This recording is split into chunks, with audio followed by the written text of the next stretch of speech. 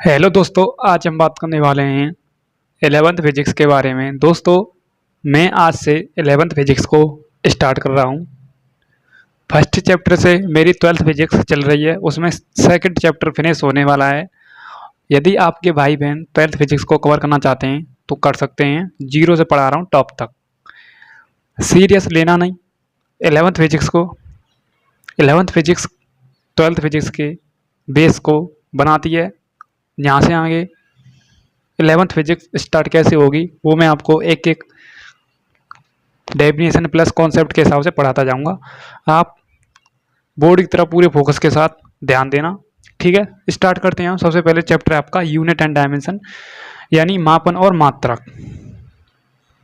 अब देखो यहाँ से आगे मापन और मात्रक होता क्या है। चैप्टर का नाम है यूनिट एंड डायमेंशन, यानी मापन और मात्रक। जिनका हम भौतिक राशियों का मापन करते हैं वो हम इसमें अध्ययन करने वाले हैं यूनिट एंड डायमेंशन में। 11th फिजिक्स का सब फर्स्ट चैप्टर है मापन और मात्रक। क्या है? मापन और मात्रक, इंग्लिश में कहते हैं यूनिट एंड डायमेंशन। ओके, मैंने फिजिकल क्वांटिटी आपको डिटेल पूर्व बता दी। क्या बता दी? भौतिक राशि, फिजिकल क्वांटिटी मैंने आपको बताई दी।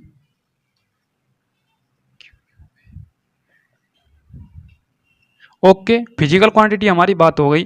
अब हम बात करने वाले हैं ड्राइव क्वांटिटी। ड्राइव्ड क्वांटिटी किसकी बात कर रहे हैं? ड्राइव क्वांटिटी की बात करने वाले हैं। फिर हम बात करेंगे फंडामेंटल क्वांटिटी की।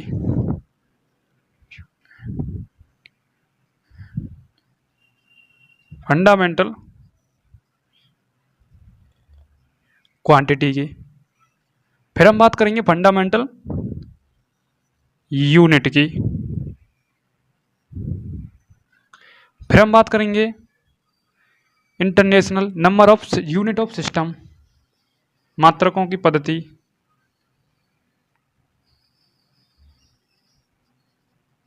Unit of system. फिर हम बात करेंगे आगे की तरफ टाइप्स ऑफ मात्रक, टाइप्स ऑफ यूनिट। उसके बाद हम बात करेंगे टू इम्पोर्टेंट क्वांटिटी के बारे में। दो महत्वपूर्ण क्वांटिटी के बारे में बात करेंगे, वो कैसे मैं आपको बताऊंगा। फिर हम बात करेंगे आगे की तरफ यूनिट, ड्राइव यूनिट, मतलब मेरा मतलब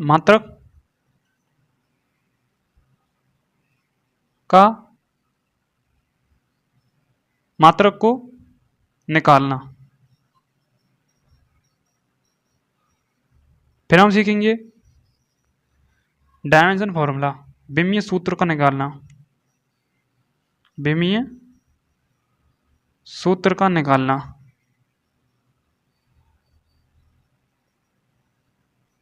फिर हम बात करेंगे आगे की तरफ एरर,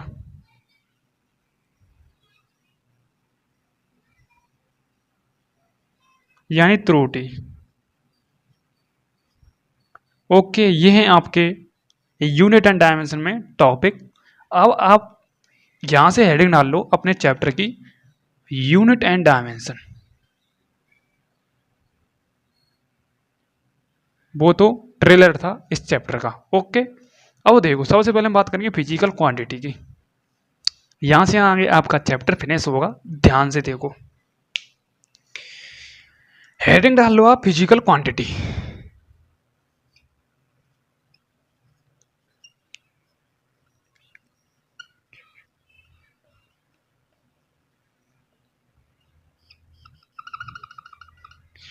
फिजिकल क्वांटिटी क्या होती है? सबसे पहले हम बात करते हैं भौतिकी होती क्या है आपकी। ये भी तो पूछ लेता है गैल चलता हुआ आदमी। भाई साहब फिजिक्स पढ़ रहे हैं, फिजिक्स में भौतिकी को क्या कहते हैं ये बता दो पहले। प्रकृति में जितनी भी घटित घटना होती हैं उसका क्रमबद्ध अध्ययन ही आपका भौतिकी कहलाता है। घटित होने वाली घटनाओं के अध्ययन को ही भौतिकी कहते हैं। ये इसकी डेफिनेशन है, किसकी? भौतिकी की। सिंपल। आपकी आती है फिजिकल क्वांटिटी यानी भौतिक राशि। क्या होती है भौतिक राशि? वे भौतिक राशियां जिनका मेजरमेंट करना पॉसिबल है, वे आपकी फिजिकल क्वांटिटी कहलाती है। सिंपल। वे भौतिक राशियां जिनका हम मापन कर सकते हैं, हम मापन कर सकते हैं, हम खुद मापन कर सकते हैं, फिजिकल क्वांटिटी कहलाती है। इंग्लिश में नाम से क्लियर होगा, फिजिकल क्वांटिटी यानी राशि। सिंपल। फिजिकल। आपने सुना होगा मेरे हिसाब से, फिजिकल होता है ना, मतलब जब नौकरी करने जाते हैं तो उससे पहले मेडिकल भी होता है, फिजिकल होता है। तो उसमें मतलब जो बंदे दौड़ते हैं उसी तो फिजिकल कहते हैं, दौड़ना। मेडिकल में मतलब शरीर चेक होता है, और फिजिकल में मतलब पावर देखी जाती है उस बंदे की।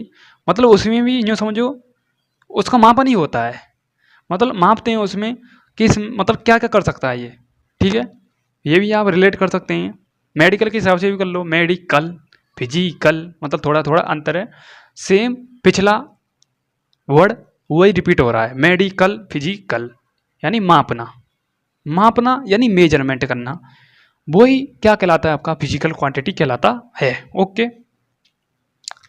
डेफिनेशन क्या है? वे भौतिक राशि, वे भौतिक राशि जिनको हम माप सकते हैं, वे भौतिक राशि कहलाती हैं। वे भौतिक राशि जिनको हम माप सकते हैं, वे भौतिक राशि कहलाती हैं। जैसे अब यहां से आगे आप नोट्स बनाते चलना। तापमान, लंबाई, चौड़ाई, ऊंचाई, समय, द्रव्यमान आदि, ये क्या होती हैं? आपकी फिजिकल क्वांटिटी होती हैं।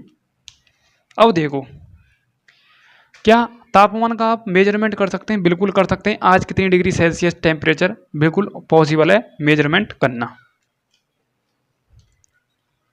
ओके। लंबाई का मेजरमेंट कर सकते हैं, बिल्कुल कर सकते हैं। इसकी लंबाई कितनी, इस मार्कर की लंबाई कितनी है, वो भी हम मेजरमेंट कर सकते हैं।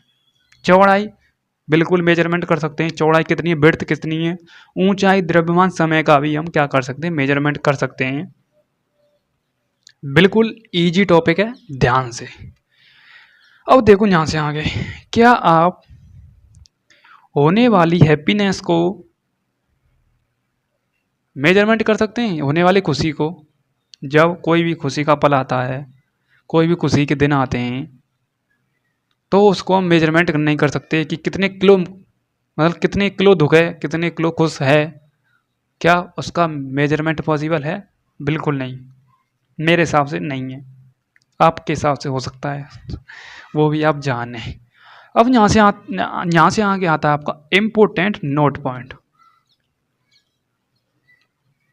इम्पोर्टेंट पॉइंट, बेहतरीन टॉपिक है। यहाँ से आगे आपका इम्पोर्टेंट नोट। सपोज मैं भरतपुर गया भाई साहब 50 किलो चीनी लेने के लिए।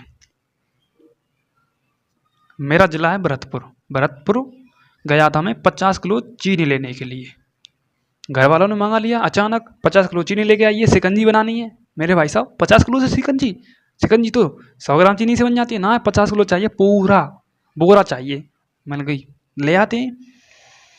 मैंने भाई साहब दुकान वाले से कहा 50 किलोग्राम मुझे चीनी चाहिए, यानी 50 केजी चाहिए मुझे। उसने कहा हम दे देंगे भाई साहब, पूरा बोरा आएगा। मैंने कहा बोरा दे दो। मैंने उससे पूछा भाई साहब यदि मैं इसे ग्राम में चेंज कर दूं तो कितनी चीनी बैठ जाएगी। भाई साहब ने कहा 5,000 ग्राम। मैंने कही कोई दिक्कत नहीं, चीनी तो उतनी आएगी, चलो हम कन्वर्ट करते हैं इसे, ग्राम में चेंज करेंगे तो 5,000 हो जाएगा। क्यों हो जाएगा? आपने अक्सर पढ़ा होगा 1 किलोग्राम में कितना होता है, 1,000 ग्राम होता है। 1 मीटर में कितना होता है, 100 सेंटीमीटर होता है। सिंपल। मैंने ठीक है भाई साहब, 1 किलोग्राम में 5,000, 1,000 ग्राम में तो 5 किलोग्राम में 50 किलोग्राम में 50,000 होगा। कोई दिक्कत, कोई दिक्कत, कोई दिक्कत नहीं, मेरे हिसाब से कोई दिक्कत नहीं होगा। बट यहाँ पर आपका आएगा एक और जीरो बढ़ जाएगा। ठीक है, डायरेक्ट 50,000 होगा, पहले 5,000 था। 50 तो हमारी पहले ही न्यूमेरिक वैल्यू थी, 50 भी यहाँ पर है, हमने 1,000 बढ़ाई है, यानी 3 जीरो हमने बढ़ा दिए, इंक्रीज कर दिए, कोई दिक्कत। ये आपका क्या यूनिट है, यानी मैग्नीट्यूड है। मैं इसे एन से रिप्रेजेंट कर दूं, लाइट चली गई है, थोड़ी एडजस्ट करना। ओके, ये आपका क्या मैग्नीट्यूड है, मेरा तो यूनिट है, इसे मैं यू से रिप्रेजेंट कर दूं। ये भी आपका क्या है, मैग्नीट्यूड है, इसे मैं एन से रिप्रेजेंट कर दूं। और ये आपका क्या है, यूनिट, यानी एम, ग्राम,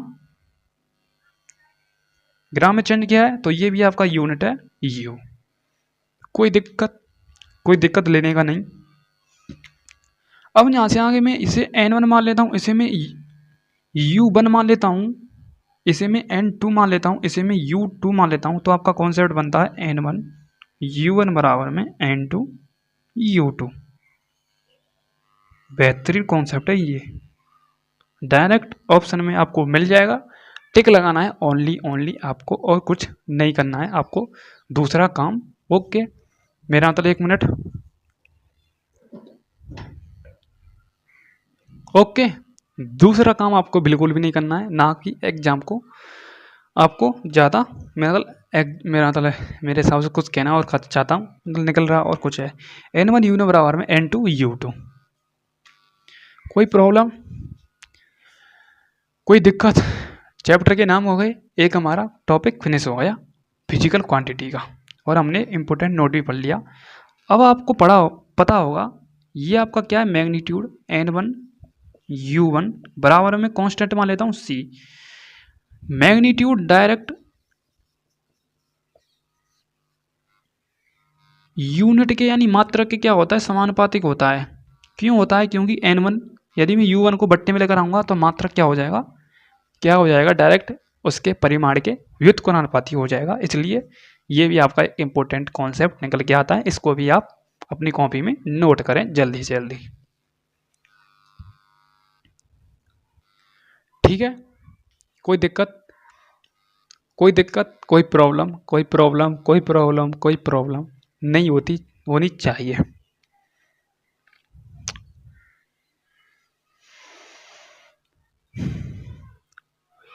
अब चलते हैं आगे की तरफ।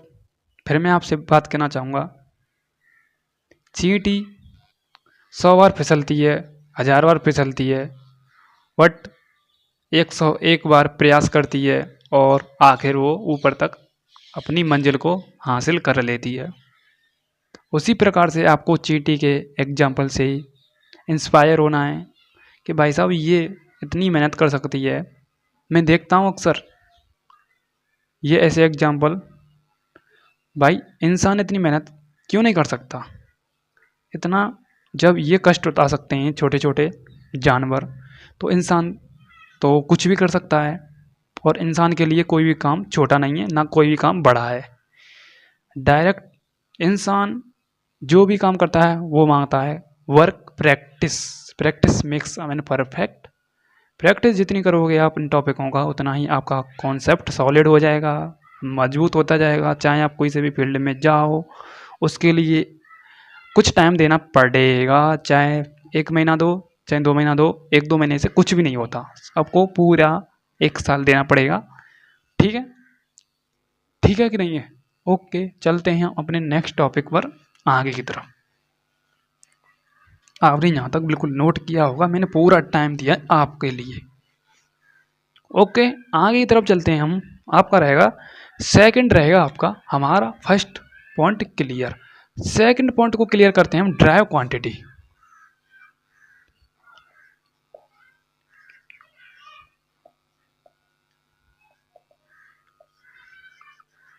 ड्राइव क्वांटिटी आपकी होती क्या है?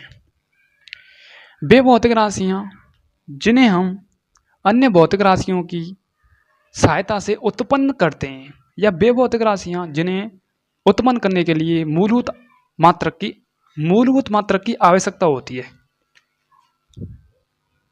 वे राशि जिनको उत्पन्न करने के लिए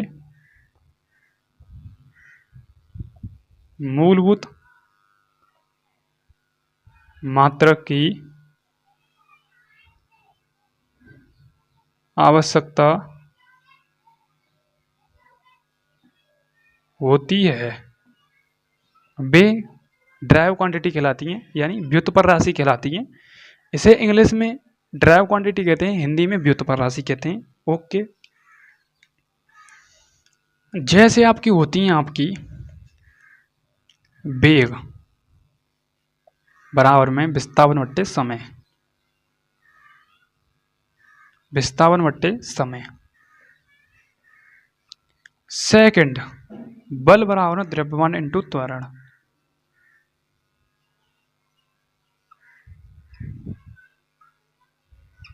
ओके, अब थोड़ी देर के लिए स्टॉप हो जाए, तब मैं आपके लिए इसको समझाऊंगा। थोड़ा 2 मिनट के लिए ब्रेक दें। सबसे पहले हम फंडामेंटल क्वांटिटी को फिनिश करते हैं, तभी आपको ये ड्राइव क्वांटिटी समझ में आएगी। कैसे, वो भी मैं आपको रीजन बताऊंगा, ध्यान से देखो। आगे हम कवर करते हैं फंडामेंटल क्वांटिटी।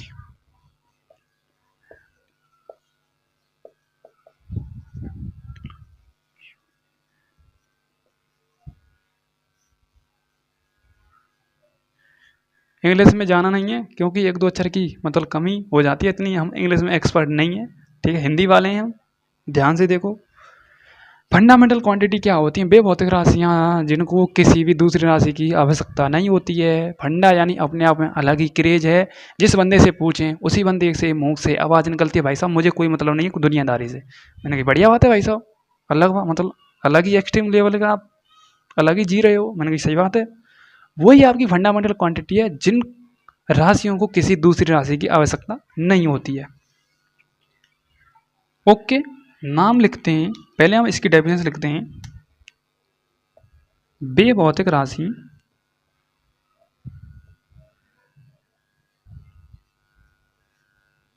जिनको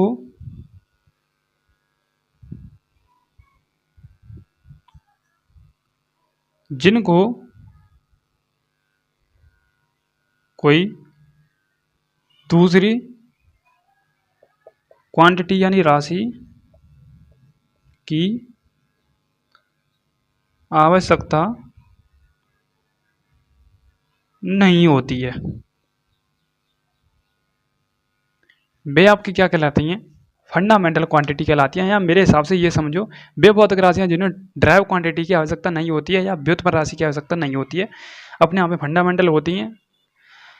हाँ, ये राशि कितने प्रकार की होती हैं? वैसे इसका एक टॉपिक भी ऐड हो जाता है फंडामेंटल यूनिट का। ये टॉपिक इसी में ऐड कर देता हूँ मैं। ये एक ही टॉपिक है और कुछ नहीं है, एक ही टॉपिक है ये दोनों, फंडामेंटल क्वांटिटी और फंडामेंटल क्या, यूनिट। ओके, फंडामेंटल यूनिट आपकी 7 प्रकार की होती हैं।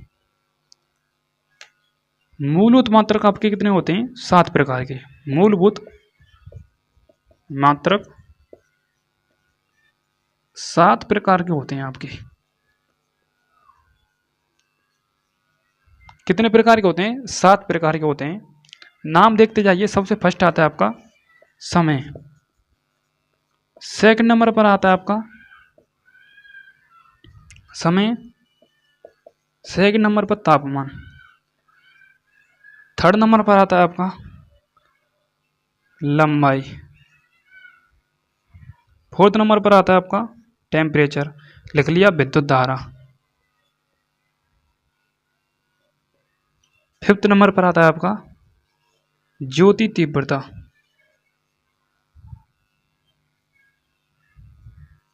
6th नंबर पर आता है आपका पदार्थ की मात्रा।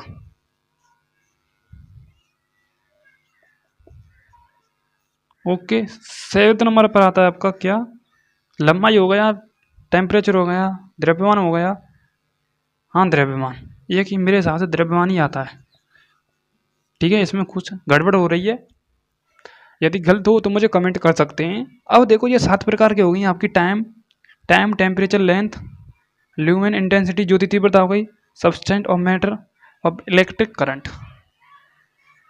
ठीक है, आप कहेंगे इलेक्ट्रिक करंट में समय का भाग देते जाइए, धारा बनती जाएगी। ऐसा नहीं होता है, ये अपने आप में एक फंडामेंटल क्वांटिटी है, ये भी याद रखना।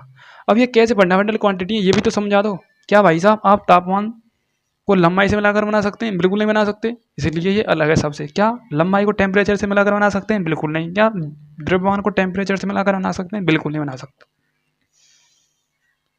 ओके, अब देखो, अब समझते हैं ड्राइव क्वांटिटी, वेग राशि जिनको उत्पन्न करने के लिए मूलभूत मात्रक की आवश्यकता होती है।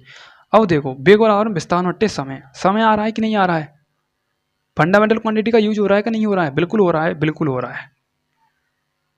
बल और द्रव्यमान त्वरण, द्रव्यमान आ रहा है कि नहीं आ रहा है? इसलिए ड्राइव क्वांटिटी को मूलभूत मात्रक की आवश्यकता होती है। इसलिए मैं आपको सबसे पहले फंडामेंटल क्वांटिटी समझाना चाहता था, जो मैं समझा चुका हूँ, और मैं ड्राइव क्वांटिटी भी आपको समझा चुका हूँ। हमारे ये टॉपिक फिनिश हो गए, 4 टॉपिक। अब आपका आता है यूनिट ऑफ सिस्टम, यानी मात्रकों की पद्धति। इसको मैं अभी कवर कराऊंगा, स्क्रीनशॉट लें इस पार्ट का। ले लिया होगा मुझे पूरी उम्मीद है। चलता हूँ आगे की तरफ।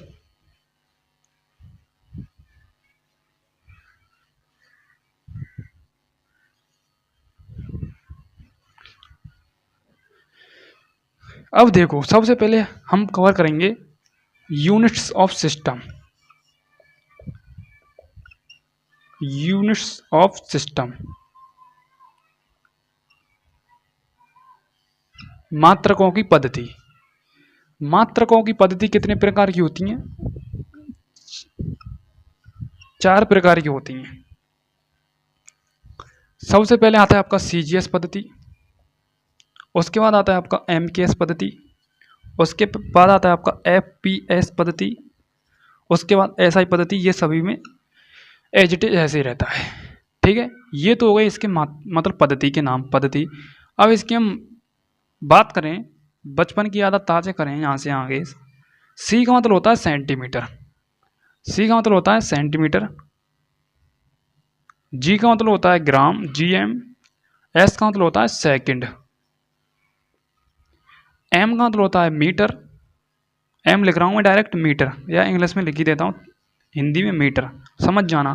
के का मतलब होता है किलोग्राम, एस का मतलब होता है सेकंड, एफ का मतलब होता है फुट, पी का मतलब होता है पाउंड, एस का मतलब होता है सेकंड।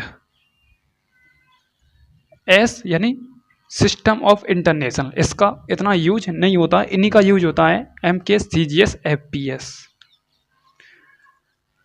अब मुझे आप एयरफोर्स का एक सवाल बताइए जो पूछा गया है, इन चारों पद्धतियों में एक ऐसा कौन सा मात्रक है जो अपने रूप को चेंज नहीं करता है, एज इट इज ऐसा ही रहता है? वो आपको दिख ही गया होगा, टाइम यानी समय। समय का मात्रक क्या होता है? सेकंड, जो कि आपको दिख रहा होगा तीनों पद्धतियों में सेम है, सेकंड सेकंड सेकंड। सी G S S, M K S S, F P S S, यानी तीनों पद्धतियों में सेम चल रहा है। इसलिए एयरफोर्स का सवाल है, पूछा गया है कि ऐसे कौन सा मात्रक है जो पद्धतियों में अपने रूप को चेंज नहीं करता है? वो है आपका सेकंड, यानी समय का मात्रक सेकंड। इसको भी आप स्क्रीनशॉट लें एक बार। ओके, स्क्रीनशॉट ले लिया होगा। 4 प्रकार की सी जी एस, एफ के मतलब F P S, M K S और एस आई। कोई दिक्कत? ये भी आपका टॉपिक फिनिश हो गया। अब चलते हैं हम कुछ इम्पोर्टेंट फैक्ट के बारे में बात करते हैं। Important fact, most appropriate topic. M K S F P S C G S. देखो क्या समझाने वाला हूँ। ये पूरा ऊर्ध्वाधर होता है आपका टाइम का, यानी समय का। ये पूरा ऊर्ध्वाधर होता है आपका द्रव्यमान का, और ये पूरा ऊर्ध्वाधर होता है आपका लंबाई का, यानी capital T, capital M, capital L. बात करें एम एल टी। लाइट आ चुकी है, कोई दिक्कत लेने का नहीं। अब यहाँ से आगे एग्जाम में पूछा भी जा सकता है, और मेरे हिसाब से पूछा भी गया है कि द्रव्यमान का एम के एस पद्धति में क्या बताइए, मात्रक बताइए क्या होता है, पूछ सकता है एग्जामिनर। एम के एस पद्धति में जाइए, एम के एस पद्धति में जाइए, और कौन सा ऊर्ध्वाधर द्रव्यमान का क्या आ रहा है, के, तो किलोग्राम आ रहा है कि नहीं आ रहा है, किलोग्राम। पूछ सकता है एग्जामिनर समय का बताइए, समय का तीनों में एज इट इज सेम चलेगा। पूछ सकता है आपका लंबाई का सी जी एस में क्या होता है, सी जी एस में जाइए, सी जी एस में तो लंबाई का ये ऊर्ध्वाधर होता है, और सी जी एस में जाइए तो सेंटीमीटर क्या होता है, सेंटीमीटर। ये आपको डायरेक्ट याद रखना है, एक बार स्क्रीनशॉट ले लें इसका भी। ओके, मेरे हिसाब से स्क्रीनशॉट आपने ले लिया होगा। ओके ठीक है, चलते हैं आगे की तरफ। अब आता है आपका यूनिट ऑफ सिस्टम, ये भी finish topic. Types of unit, एक ही टॉपिक है आपका, टाइप्स ऑफ यूनिट, यूनिट के प्रकार, ये भी। अब आता है आपका दो इंपॉर्टेंट, क्वांटिटी। उसके बाद तीन टॉपिक रह गए हैं आपके, चार टॉपिक। मात्रक निकालना, विमीय सूत्र निकालना, एक ही बार में बता दूंगा। अब रह गया आपका ये दो इंपॉर्टेंट टॉपिक, जो इनमें टाइम लगेगा। मैंने जो ये दो इंपॉर्टेंट टॉपिक माने हैं वो माने हैं, एक न्यूटन का मान कैसे निकलता है 10⁵ डाइन कैसे आया, और एक जूल की पावर कैसे आई 10⁻⁷ 10⁻7 अर्ग, ये भी कैसे आया वो भी मैं आपको बताने वाला ही था, बट अब टाइम इतना है नहीं है। वो एक हम डेरिवेशन निकालेंगे सबसे पहले, और डेरिवेशन की हेल्प से निकालेंगे इनका मान कैसे आता है। ओके, आज की क्लास कैसी लगी मुझे कमेंट में आप जरूर बताएं। 12th की मैं क्लास एज इट इज चला रहा हूँ रोज। सेकंड चैप्टर इसमें फिनिश होने वाला है। अचानक आवेशित गोले के कारण टॉपिक आपका आएगा। हमने मतलब 11th 12th फिजिक्स का मैंने फर्स्ट चैप्टर तो क्लियर कर ही दिया है, सेकंड चैप्टर में मैंने 60% क्लियर कर दिया है, ठीक है। और फर्स्ट चैप्टर आपका पूरा फिनिश हो चुका है, उसकी 15 से 20 वीडियो हैं, पार्ट बाई पार्ट में मैंने डिवाइड किया गया, आप से देख सकते हैं। मिलता हूँ नेक्स्ट क्लास के साथ। क्लास कैसी लगी मुझे कमेंट में आप जरूर बताना। Thank you so much, love you all, जय हिंद, जय भारत।